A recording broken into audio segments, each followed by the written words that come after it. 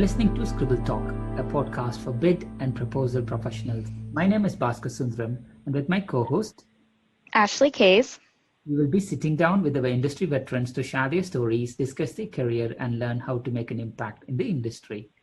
Today's guest is Karen Althen. Karen is a senior bid manager and have been involved in bid production and bid management for around 15 plus years. Throughout her career, she has been excited by change and growth in the company and in her IT industry. Karen achieved success by introducing and embedding best practices with style and accuracy. She enjoyed working on and winning complex bids, particularly under the competitive dialogue procedure, where she was involved in managing significant wins. Karen is a qualified APMP professional. Karen is also events director for APMP UK. She organises member events throughout the UK when it's allowed and enjoy meeting people and mentoring members throughout the certification process. Karen has previously presented at APMP UK National Conference and a BidCon, in addition to presenting at local events throughout the UK. Welcome, Karen, to Scribble Talk. Great to have you with us. Thank you. Karen, let's go back to the very beginning. Where were you born? And let's talk about your high school and education. Okay. I was born in Beckenham in Kent, which is now part of Greater London. So really, I was initially a Londoner. I'm not that now. I live in Scotland. When I was a toddler, my family moved up to Islay, which is one of the islands in the Scottish Hebrides. And then just before I started school, they moved down to the southwest corner of Scotland to a smallish place called Dumfries, where my dad was a farm manager. And that's where I went to school, in a very small village, to a very small school. After that, I moved on to high school, there was one which I went to for 4 years just outside Dumfries called Cargambridge Secondary School, and then I moved into Dumfries Academy for the last 2 years. I led a very rural life, and it was a very nice lifestyle for a child, really. That's beautiful, especially coming from Beckenham, moving to Scottish Highlands. It should be. Yes, that was a huge move for my parents. They went from living a very sort of town life, city life, really, to a totally remote area where our house that we lived on was at one of the furthest points in the island. So the highlight of the day for my mother was the postman coming with a letter, and he would stop there and have a cup of coffee with her before he went on the rest of his journey. Oh, wow. That's beautiful. Looking back now, those are the things that we miss these days. You know, when an email lands in your thing, you just get excited. Oh, another email. That's right. Totally different times then. 100%, Karen. So, education and higher education in Scotland, Dumfries, nearby. What was the very first job that you took, Karen? Well, after I'd finished school in Dumfries, I actually moved up to Glasgow for a couple of years and did an HND in secretarial studies. I didn't really know what I wanted to do at that point in time. And my very first job was when I was still at school, and I worked in a place called the Toffee Shop in Dumfries. And the Toffee Shop was exactly what it says. It was a sweetie shop selling all sorts of sweets. It was a fantastic place for me to work on a Saturday because we were allowed to eat as many of the sweets as we wanted. So that was good fun. And often we ate far, far too many. I was about to ask you, do you have a count of the maximum number of toffees that you had in a day? Oh, no. I couldn't begin to count. I've no idea how many, but sometimes I would go home feeling quite sick at the end of the day. It was a lovely place to work, but it did actually give me a taste for working with people. Working in the shop made me realise that I liked working with people, and I could persuade people to buy things that maybe they didn't think they were going to buy when they first came in the shop. That's brilliant, Karen. And before you enter the bid and proposal industry, what other roles that you took? Let's have a quick run through of your career timeline before bids and proposals. Okay, so after I left college, I went back to Dumfries and I worked in a solicitor's office, and then I worked in the Procurator Fiscal's office, and in both of those offices I got involved in all sorts of criminal and legal cases, typing up what people had done and taking witness statements and that sort of thing. So that was interesting. And after that, I left work and concentrated on my family for several years. And then when my youngest daughter was about 12, I went back into work, and I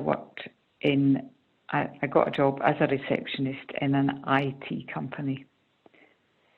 And that sort of started me on the route that I'm on now, in that developed into me becoming PA to the MD of that company. I then did a spell in HR in that company. The company was then taken over by a bigger organisation, and then I worked in sales support. I really got involved in helping the salespeople with their quotes and proposals, and just sort of, I liked showing them different ways to present things, and that eventually evolved into me working in bid management. Brilliant. You are there in bid and proposal industry ever since. So do you have a memorable, especially in your profile, you talked about competitive dialogue as a procedure. Do you have any memorable competitive dialogue based bids that you bid and won? Any memorable ones, or any other bids on top as well? If you mind sharing, that'll be great as well, Karen. Yes, I do. There's a lot really, but one of my favourites was one of the first competitive dialogues that I worked in back in 2012. And we had decided we were going to bid for this particular opportunity in a big government body. And we were punching well above our weight to try and bid for this. It was a bit more than our organisation had bid for previously. It was stretching us on all fronts, really. And the first thing, I was very lucky, I worked with somebody who allowed me to go along to the first supplier day. I don't think all bid managers get to do that, certainly not at that level. I went along to this first supplier day, and we were in a room with all the other suppliers who were interested in bidding. And I was the only person in the room who had downloaded the documents from the data room that the buyer had asked us to download. And it was such a fantastic feeling because it proves that I knew what I was doing. I was up against much, much bigger organisations, and it just gave me a bit of confidence that, you know, I really did know what I was doing. And from then on, the team really went from strength to strength. And because it was a competitive dialogue situation, we were allowed, you know, we had lots of opportunities to speak to the buyer. We built up a really good relationship with them. And the whole process taught me absolutely loads of things. And in reality, we didn't actually win this one. We came a very, very close second, and we got very, very good feedback. But the reason I mention it is not because it was a win. It wasn't a win, but for what it taught me, and it just taught me so many things. Just reminded me of how to do things properly. It exposed me to people that I would not have been exposed to previously, and it was really, really good. and I then went on to win several competitive dialogue bids, along with the team, of course. But the way the organisation was at that time, the bid team really had quite a lot of control over what we did and how we won a bid, and it was really good, really good. That's great. That looks like a very memorable bid, that one. Before we enter APMP and your contribution, Karen, do you mind sharing the 3 things not many people know about you? Yes, I had to think about this for a bit. 3 things. I've got a powerboat licence, and I have sailed a 35-foot yacht on the Clyde. I've also flown a light aircraft along the same route. So that's really 3 things in one. And I don't think many people would know that about me. Oh my God. Another... Adventurous, beautiful. It is quite adventurous. Another thing is that that most people won't know, I have 11 grandchildren, which is quite a lot.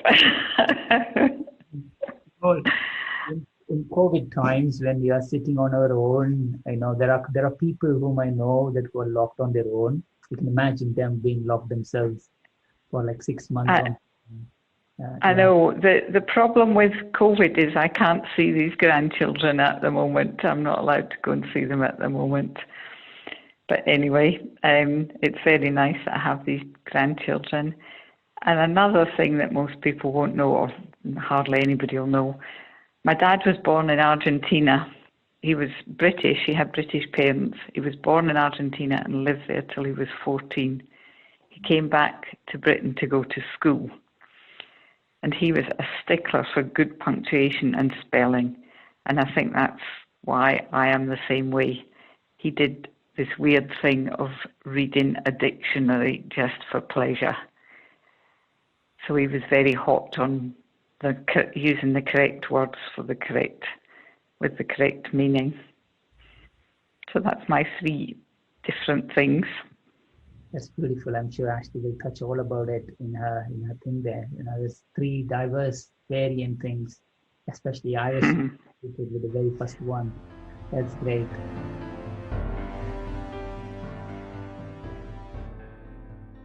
Coming back to APMP, when did you heard about APMP, Karen?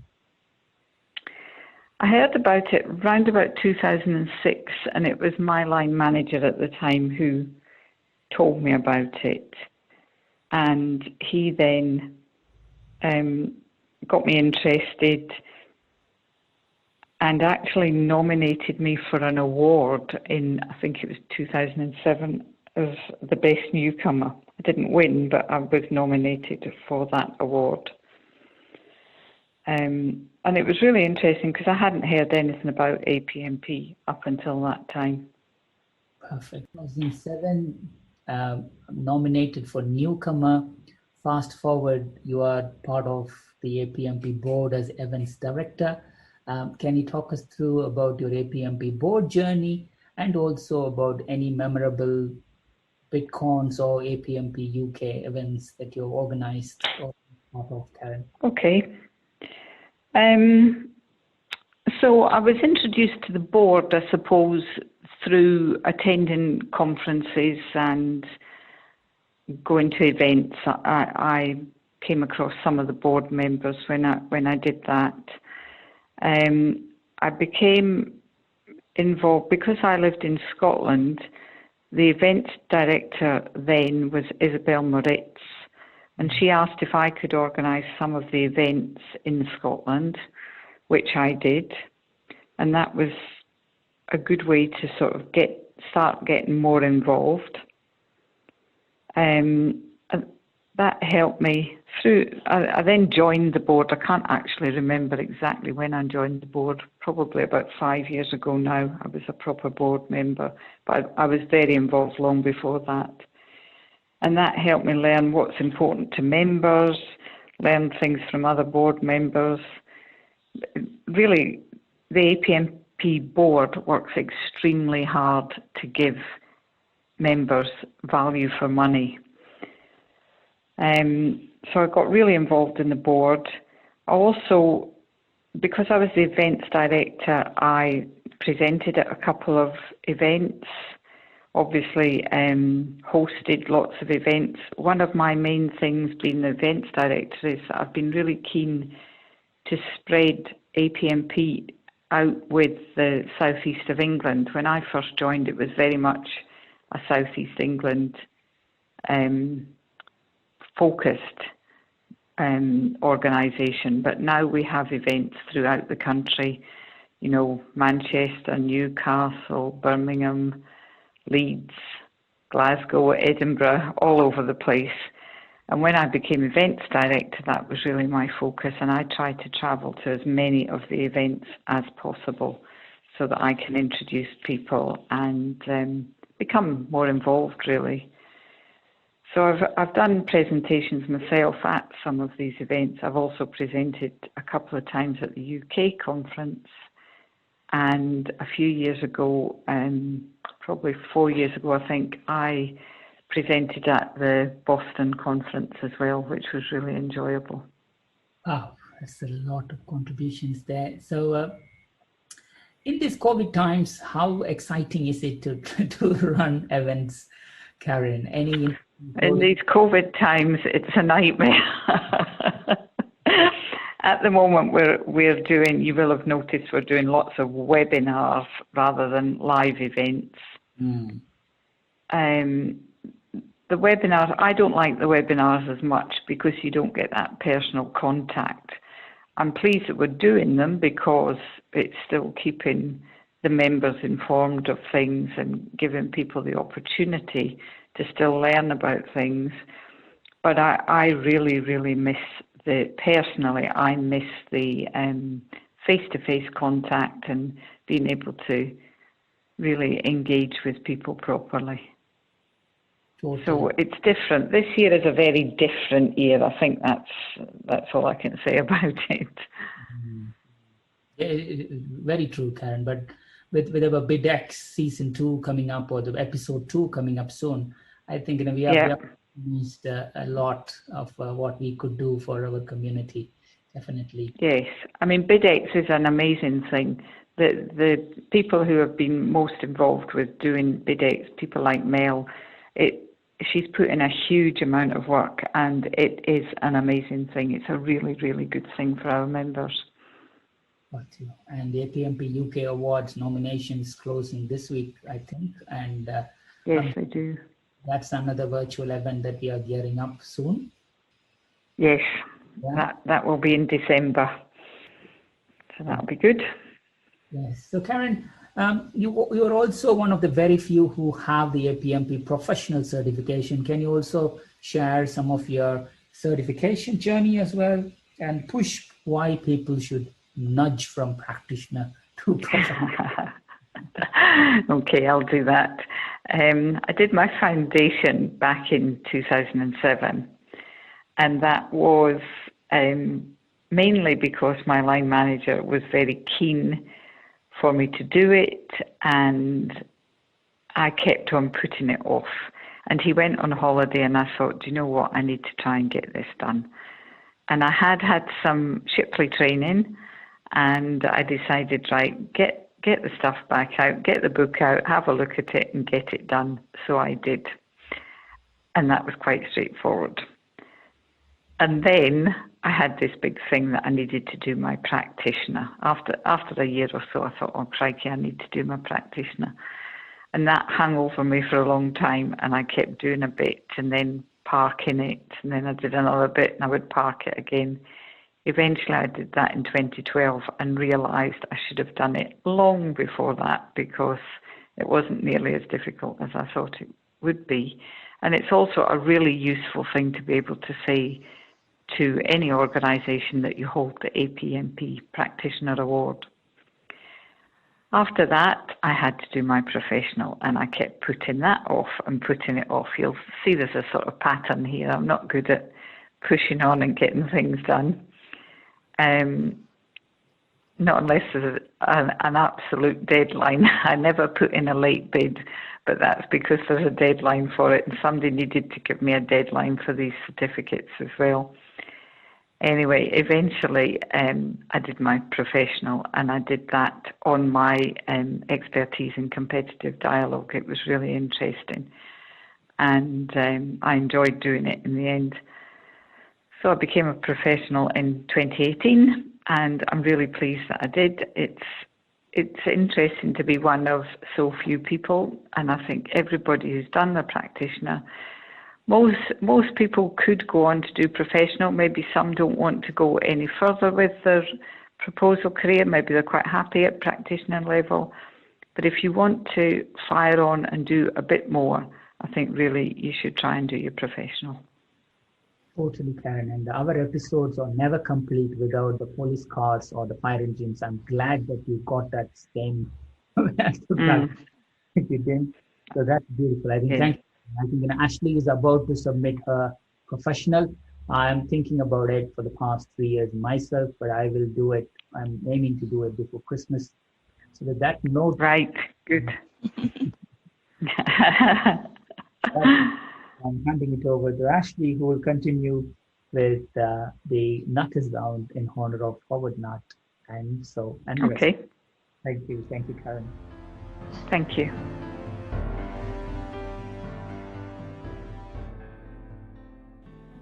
Oh my goodness, Karen. So it sounds like that you have had such this amazing career, and the certification journey and being part of those special competitive dialogue bids is something we don't hear about a lot in the US. Very interesting things. They are really interesting.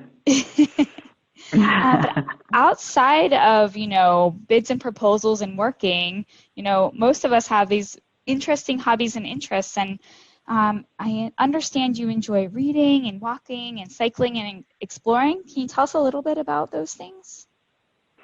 Okay. Yes, I do. I really enjoy reading. It's one of my big things. I have to have a book on the go all the time. One of the books that I've read recently, in fact, just last week, was a new book by a lady called Claudia Winkleman. I don't know if you'll know who that is, Ashley. The book is called Quite, and Claudia is excessively funny. She is really, really funny, just talking about true to life things.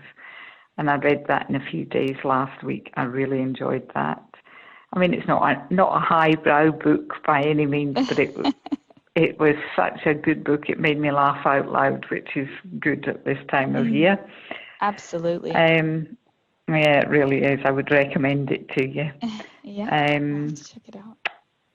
I also read Michelle Obama's book, Becoming. It was a really interesting book. I really liked that one. But to be honest, I read anything. If I don't have a book, I'll read the back of the cereal packet while I have my breakfast. You must get that from your dad, who loved the dictionary. I think I must. Yes.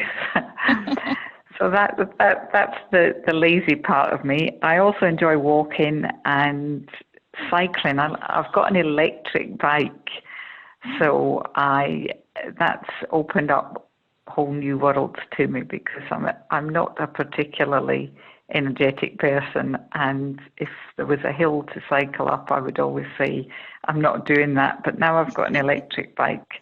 That's a really good thing to do, because you can go anywhere, and even if you're tired, you know that you'll be able to get home reasonably easily. So that's opened up new worlds to me, and I live in an area where there's lots of cycle paths, so it's really good. Oh, that's so nice. I just like exploring new places. I'm quite a nosy person, really. So I like to find out everything there is to find out about a place, and that's just the way I am. So do you enjoy learning about the history, or just learning about, what there is to do? Yes, I do enjoy learning a bit about the history. I like just seeing the different. I like the nature side of things. You know, we've got lots of canals round about us, which is interesting, and so I do. I like to know how a place sort of came into being. And when I'm on holiday, for instance, I'll dig about and find out all there is to know about a place, and really do a place in a week, sort of thing. Really find out everything there is to do. And then move on. There's so many places in the world that you can find out about when you can travel. Absolutely. So have you been able before, you know, COVID, to travel anywhere interesting? Well, yes, I have travelled to some interesting places, mainly mainstream places. You know, I've been to, the year I came to Boston to the conference, I've also got some relatives who live on Cape Cod, so I then went to Cape Cod, visited them, explored all the places like Martha's Vineyard and Nantucket, these sort of places. Then went back to New York, so that was all very interesting. And then, it was really good. And then I've also been to another part of America, to Cooker Lake, which was interesting, and Canada, Toronto, obviously in Canada, Montreal in Canada, and I've done loads of European places. I've got a holiday booked next year to go to Rio and South America, but I don't think we'll be doing that because of the COVID thing. I think that's going to be changed. Yeah, so many trips have been postponed or moved because of COVID. It's quite sad. It is quite sad, but we just have to get through it, I think. Yeah, yep, exactly. Things will eventually go back to some form of normal. Hopefully, yes. Yes.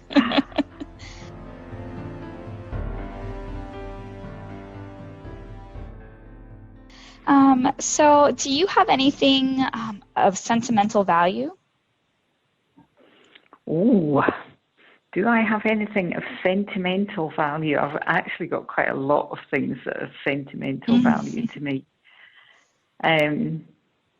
At the moment, for instance, I'm sitting in my dining room talking to you, and one of the pieces of furniture is a sideboard that my grandmother used to have in her living room. Oh, wow. A sideboard and a mirror, and I absolutely love them, and I would be heartbroken if anything happened to them because they've been in the family for such a long time. Oh, yeah. So things like that. And lots. I do have lots of bits and pieces that are of sentimental value to me. Sometimes they're just silly things like a stone that one of the grandchildren has painted or something like that, but I've got lots of things. Yeah, oh my goodness. Yeah, 11, you said grandchildren? 11, yes. That's quite a lot. Yeah, I bet you miss seeing them. Are you able to FaceTime with them at all during these times? Yes, I am. And I can see some of them, but some of them live in areas that I'm not allowed to travel to at the moment. Yeah. So, but yes, I can see them on screen. That's good. Yeah, it's nice we do have that technology for the meantime. It is. So you talked about, kind of that rural upbringing in your childhood. What do you miss most about your childhood? I don't know that I particularly miss anything about it because you move on, don't you? I did have a lovely childhood. I lived out in the countryside, like I said, so I had a lot of freedom. I could go out on my bike for hours on end and trail across fields, etc. I had 2 brothers and 2 sisters, so there was always company as well, and I could always find a quiet spot to go and read books as well. So I had a lovely childhood, but I wouldn't particularly want to go back to it. Yeah. Different times, right, when we're children. What is Different one times, totally different. What is one trait you like most about yourself? A trait that I like most about myself. Mm-hmm. If I say I'm going to do something, then I'll do it. I don't like to let people down. Mm-hmm. Yeah, So if I trait. if I say that I'm going to arrange a meeting, or if I'm going to deliver something, or if I'm going to help somebody with a garden or whatever, then I'll do it. I never let them down. Makes you a perfect events chair. So what is one thing, a modern convenience, that you could not live without? I suppose probably my phone, because my daughters send me clips of the children. You know, I've often got a video of a grandchild doing something, or a picture of a grandchild, and it's such an easy way to communicate, isn't it? So probably that's the one thing. Yeah, we rely so much on our phones nowadays. It's a little crazy. We do. We do. If you had to be a flower, which one would you choose and why? My goodness. I would probably choose something like a daffodil, because it's so cheery after the end of the winter. Yeah, you know, the daffodils come up in springtime, don't they, and cheer everybody up. Yeah, they're just so bright and cheery. It's a good one. If you were being chased by Godzilla, what would you do? Scream. Yeah, me too. Scream and run.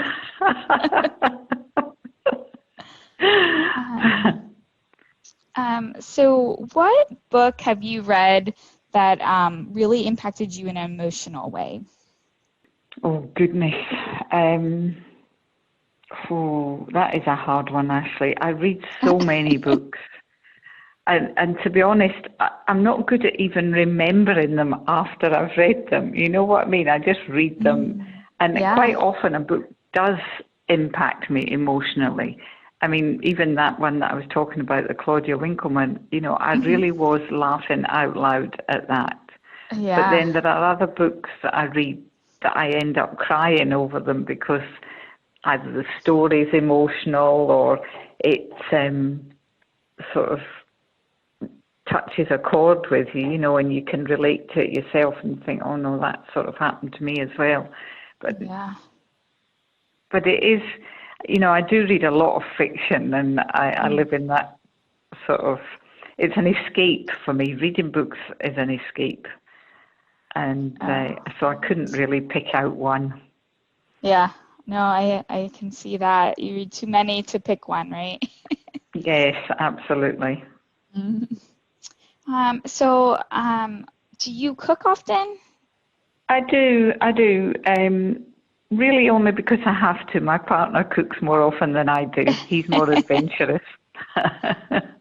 Lucky to have cook that. Yeah, very lucky, very lucky. I tend to cook more of the basic family meals sort of thing, you know, the roast dinners and the bolognese and things like that, just the basic stuff, but he's more adventurous. Yeah, no, sounds amazing though, the ones you are cooking. Do you have a biggest kitchen fail? No, not really. I can remember once when I was at school, I was supposed to be making a Swiss roll, and we were supposed to just put a tiny bit of water in this mixture for a Swiss roll, and I put the whole jug of water in, so it didn't bake properly. So that's probably a big kitchen fail. Yeah. If you could make one rule for a day and everyone had to follow it, what would it be? Just to smile, I think. Everybody should smile. Cheer the place up. No, that's a beautiful rule.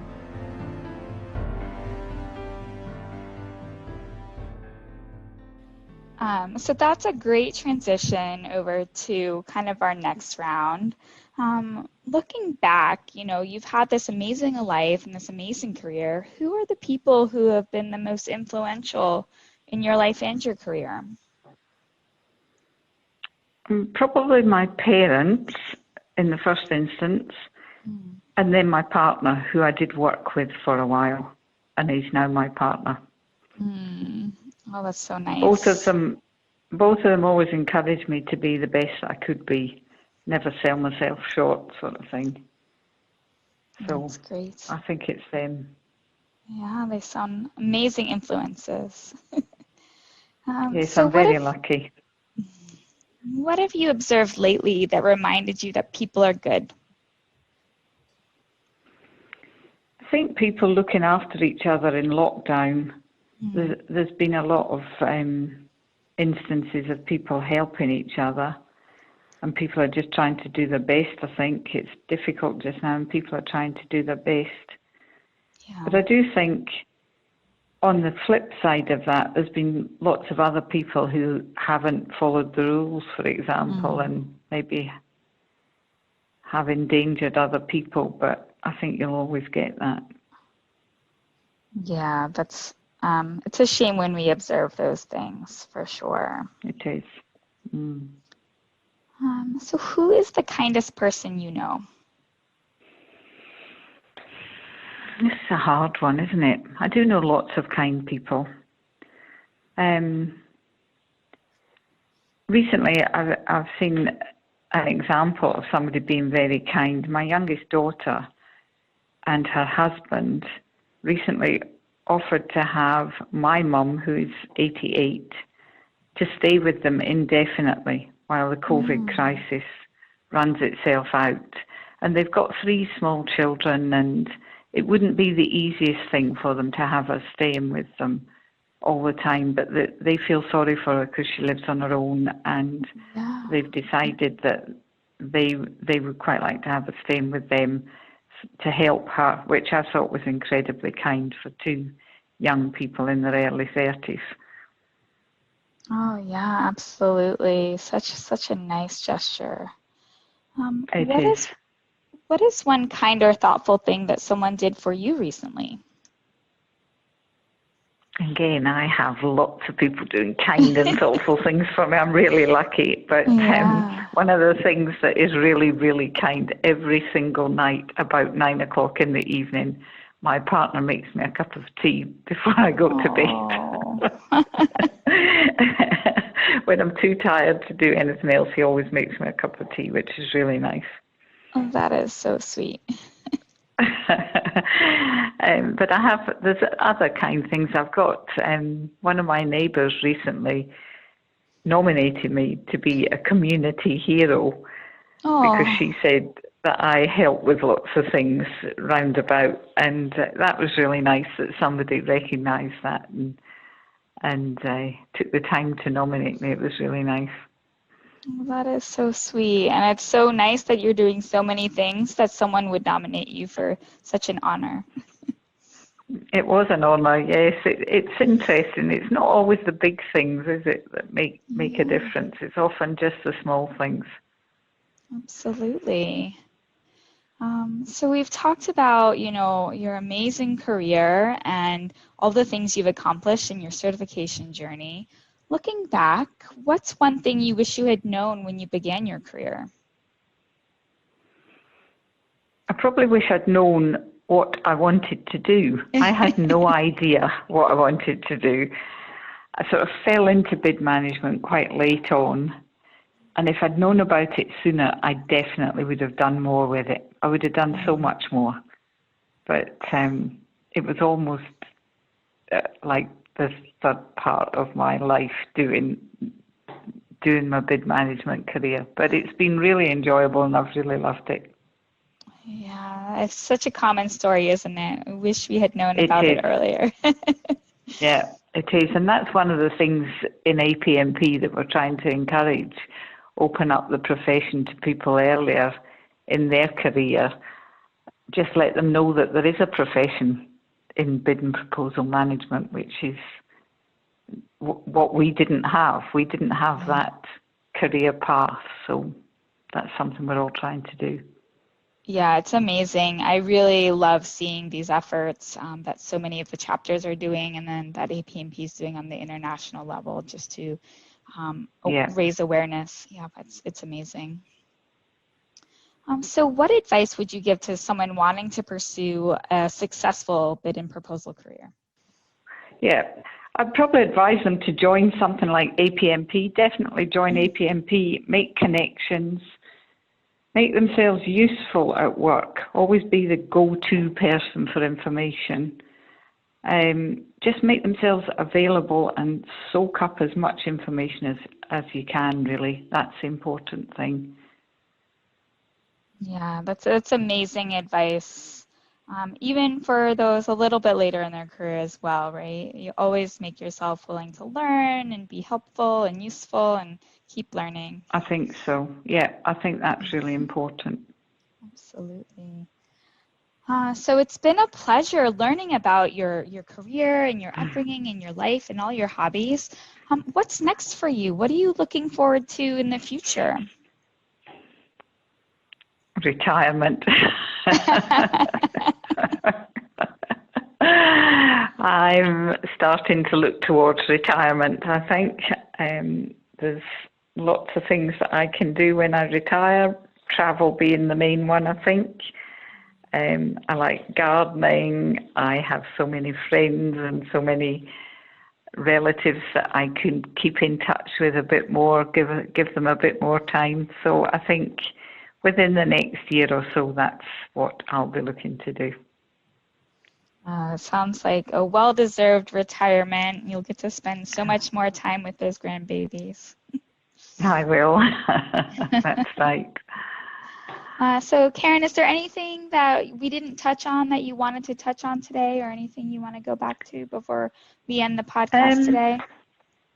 I don't think so. I think I would just give another plug to APMP, really. APMP's been really good for me, and it could be so good for lots of other people to join and just learn so much about bid and proposal preparation and what goes into it, and what an exciting career it is too. There's lots of different strands to it. So I think that's all I would say. Just take advantage of it, really. Join and get all the goodness out of it, and definitely listen to Bidettes on Friday.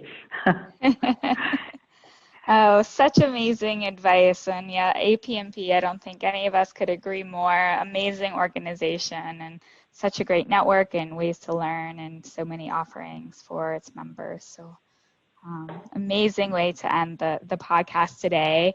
Well, Karen, we want to thank you so much for your time today. It's really been a privilege to have you here with us at Scribble Talk. We wish you all the good health and happiness. Please do continue to inspire bid and proposal industry colleagues and everyone else around you. Stay safe, stay healthy, stay sane. Thank you very much. Thank you. I've enjoyed it.